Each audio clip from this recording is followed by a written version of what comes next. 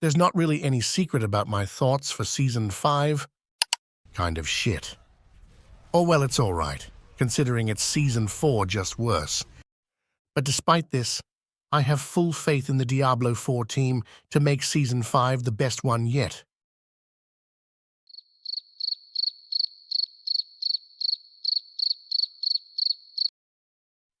Anyhow, at least we got some sick fucking builds to look forward to in the new season.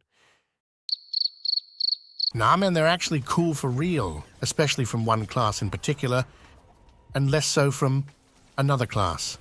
And here are a bunch of the ones I tested, and in true paragaming fashion, we'll end the video by ranking all of the classes along with throwing in some feedback, aka a rant, as we go. Typically, we rank them from bonkers to mid to shit, but I'll add in an additional ranking just for this one, and I think you may know which class will belong here. And I'll call this rank the Nutcracker because I'd rather sit on my own nutsack with full force than to spend a second longer playing this shit class right now. Alright, so let's start with my favorite for Season 5, the Rogue. Oh man, oh man, oh man. With buffs across the board, a bunch of builds getting buffed, 2 insanely cool and strong items, this class is looking to win the new season. But the thought on everyone's mind is probably, yo Mr. Paragaming, what about my 500 gazillion gold Heartseeker Rogue that I definitely didn't purchase gold to deck out? And I mean, it was feeling quite fine on the PTR.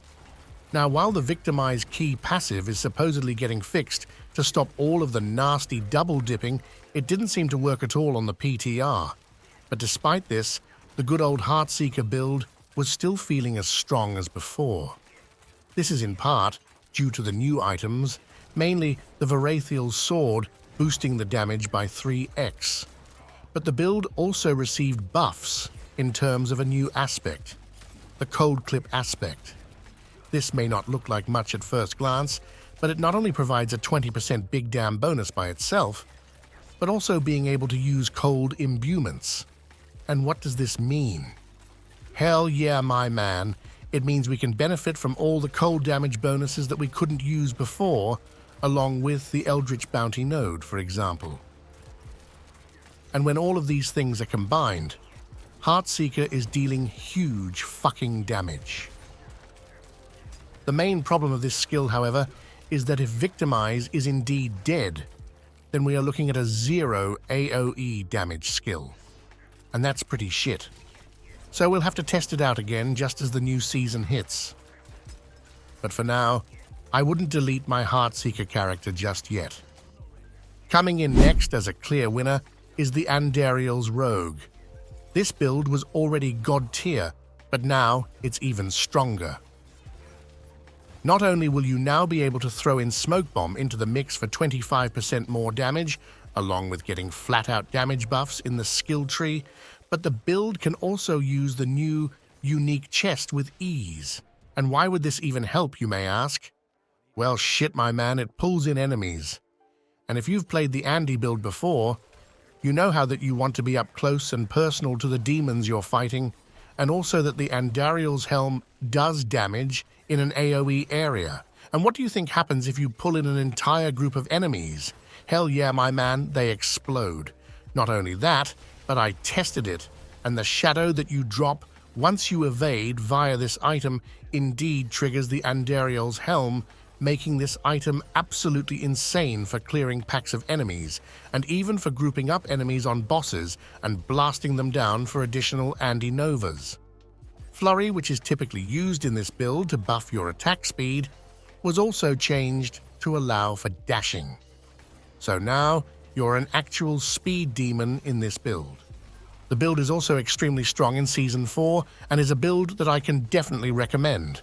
Next up is Rapid Fire. Not only was the animation for Scoundrel's Kiss changed, so it looks a bit less like you're taking a piss on your enemies and more like you're shooting out exploding missiles, wink wink, it also got buffed like crazy.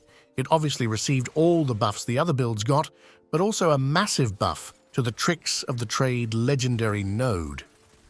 Previously, you had to spam cutthroat skills, followed by a marksman's skill to use this, But now instead you can just dash or whatever, and then continue as normal, basically granting an instant 25% damage increase. While on the topic of Paragon boards, the Exploit Weakness board also got a huge buff and was massively bugged on the PTR, executing all enemies. Same story with the Umbercrux sword, meaning I tested most builds without these lovely things. What's dank as fuck though is that my piece of shit character flat out doubled its damage. Hell yeah, I was pissing out 2 billion crits with my rapid fires on a character with somewhat dog gear from 1 billion, and man, it just felt lovely. These 3 were my favorites on the PTR, but I also tested a bunch of other builds. For example, Flurry got a huge buff, and is an actual build now. Unless Rogue is nerfed to the absolute shitter, I think you'll enjoy this class a bunch. Alright, that's the Rogue. Next up is Fatty McFatty here. Didn't think I would ever say this again, but Druid is looking like an actual class again. Don't get me wrong, the class is still pretty shit, seeing the most massive nerf possible by completely gutting all storm skills via capping of the Thunderstruck legendary node. But hey, Landslide is not a storm skill, and it got buffed by 4x or so. This build was already clearing above 130 and will be an absolute beast in Season 5. As you can see here, it is a bit clunky when you don't have the gear, however. It also requires 3 uniques to really shine, which feels bad man. But when online, it's going to be an absolute blast. So what changed that increased the damage so much? Well, damn, the amount of pillar sent out was doubled, and so was the damage from each landslide pillar. Pulverize also got yet another massive buff, nearly doubling its damage once more.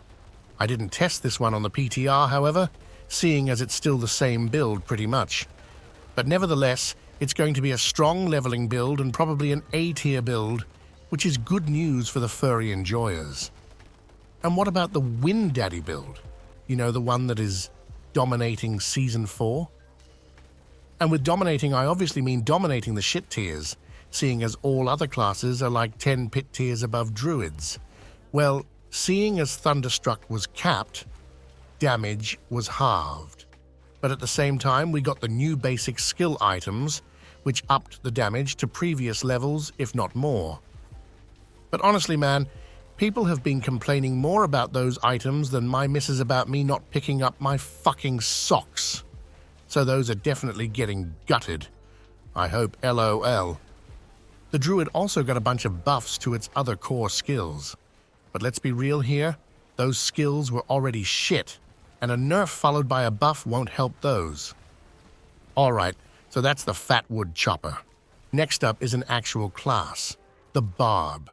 I already told you that Rogue was looking to be my favorite, and why is it not Barb? Seeing as most of my content consists of me spinning against a wall. Well, the Barb felt weird on the PTR. Weird in the sense that I have no goddamn clue what Blizzard is going to do to my class. To start it off, the Bashcleave temper was gutted by a factor of 5, but still, the new items had a bunch of weird interactions and was so insane that the German guy was hitting as hard as 10 billion, meaning if Blizz fixes this and Bash is left in the dirt, then that build is probably dead. On top of that, gushing wounds felt off as well. It was dealing less damage than on the live servers for some strange reason, without any explanations in the patch notes. And if that wasn't enough, Flay got buffed and people were hitting for trillions or whatever. So in short, this class is unclear as fuck. But at least we got some new cool builds to look forward to.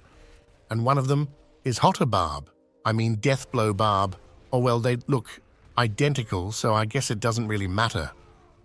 With the third blade unique, weapon mastery skills can now be used as core skills. Slap on a Starless Skies on top of this, along with some Fury Regen, and you can now spam Deathblow without cooldown. This build was insanely unique, seeing as it was absolutely atrocious at clearing packs of enemies, as you can see here, but once you get to the boss, You deal 1.5x more damage, and you bust all over him. Without any of the broken uniques, I was able to dish out a respectable 500 million crits with this, and with the broken uniques you'd be seeing 1 billion, which is solid. Other than that though, things are looking a bit grim. Spin to win Dust Devils received some minor buffs, and keeping up berserking is now a non-issue, but the build didn't work with the new items. Thorns was also absolutely gutted, seeing as the Rumble Glyph is now capped, and you can no longer stack up hundreds of multiplicative damage no more just by jumping around like a coked-up squirrel, basically sending the build straight to the fucking trash. A tier that is... Okay, that's the Barb. Next up is the Necromancer. I'll go out on a limb here and say that Necro was the most balanced class in Season 4, namely Bone Spirit along with all of the yummy minions builds. So obviously, there was only one thing to do: gut the living shit out of minion builds and buff Bone Spirit to the moon, because why the hell not? Let's start with the minion Necro. Every Necromancer build in the game utilized the Shadow Blight key passive along with the Blighted aspect to deal big damn. This was a massive issue, seeing as the Necromancers only used this to buff themselves, rather than actually dealing shadow damage. Now, the Blighted aspect was nerfed to become close to useless, but they got no compensation in terms of buffs. So, the damage was halved. On top of that, the Hellbent Commander also received a huge nerf, 5% per rank, and you'd stack this as high as possible, meaning every minion build was gutted via this as well, while also making the passive more boring and only usable if you're running a full minion build. This second nerf is mainly just fucking stupid, but the nerf to the Blighted aspect is in my opinion a class design issue. The Necromancer key passives are legit so useless, apart from the boner one, that you are running one of them just to use an aspect in your gear. The minion key passive is so useless in fact that you can gain the same bonus just from a greater affix attack speed on your gloves. That's pretty awful. In any way, I don't know if I'd consider the minion builds as S tier no more, but what is definitely S tier is Boner Spirit. This build was buffed in the mid-season patch and insanely goddamn buffed in the Season 5 PTR, and it's going to get even more insanely buffed in Season 5 probably. But Mr. Para Gaming Big Dick Senpai, I don't see any buffs in the patch notes. Well, damn my man, it's via the new aspect and the new unique boots, but also due to another reason that we'll cover in one sec.